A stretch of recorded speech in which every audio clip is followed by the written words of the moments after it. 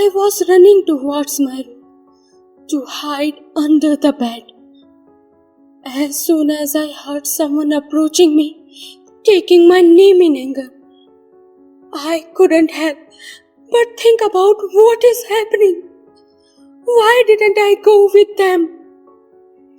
Reva was now crying breathlessly, her hands trembling, while she was finally opening up in front of the members of a help group, in which she admitted herself after suffering from PTSD for 1 year. Reva, who was the only child of her parents, had seen her world turn upside down that night when her parents had gone for a family function and she was at her home all alone.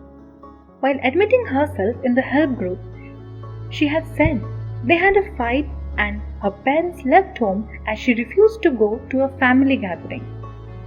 She vaguely remembered someone coming into her room to hurt her around 3 a.m.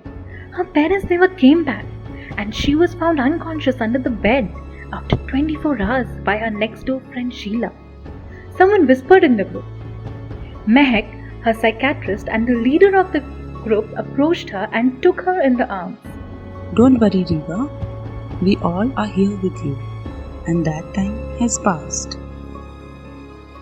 While she cried in front of them, everyone was looking at her with their moist eyes and speechless expressions, like they wanted to say something, but there were no words in their mouth. I wish I was with them. I wish I had died too. Reva said. Reva was in 12th at the time, and it was the month of January when she was preparing for her pre-boards and so couldn't go out with her parents. I can't remember how many times my mom asked me to come with them that evening. And I just kept saying no.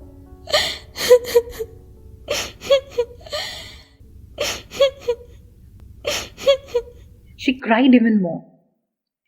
Reva had that look of guilt and regret on her face as she was narrating the story. Get up, honey. Reva, get up, honey. School. Reva, it's time for school. Sweetheart, your boards aren't over yet. Some distant voices started coming in her ears as she was crying, trembling, and crying more, lying on her bed. Reva woke up from sleep all dripped in sweat and saw her mother hustling and bustling here and there in the house. A sigh of relief and tears of happiness started coming down from her eyes. Now, as her eyes started looking for her father. Papa! Papa! Papa! She called him thrice, and she stood up and wore her slippers, running out of her room. Oh God, what are you up to? Why are you screaming? Asked her father, who was waiting for her to join him for breakfast. She ran and hugged him as they were trying to understand what was going on. I'm also joining you in the evening, guys, Reva announced. What made you change your mind in the night? They asked with a surprised look on their face. What happened? You don't take your studies seriously? Reva's father pulled her cheeks. Reva then looked at her parents and replied, I don't want to be alone. And smiled as she called Sheila to help her decide what she'll be wearing at the family gathering tonight. While dressing up, Reva had a big fight with Sheila. When everyone was gone, Sheila sneaked in Reva's house to destroy her room. The clock struck almost 3 a.m.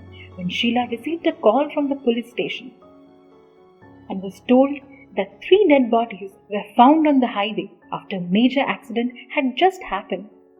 After all, someone did come to Reva's room, but she is not alone now. She died with her parents.